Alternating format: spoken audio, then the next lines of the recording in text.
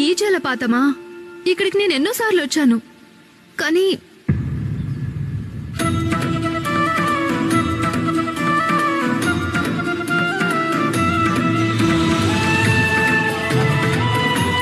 కానీ ఏంటి?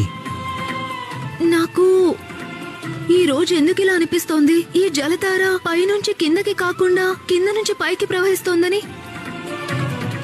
ఏది పైనుంచి కిందకి ప్రవహిస్తుందో అది ధార. ఇక ఏది కింద నుంచి పైకి ప్రవహిస్తుందో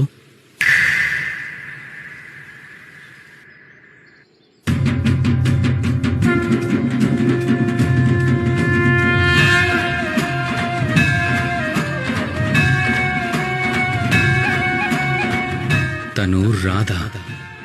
తను రాధ.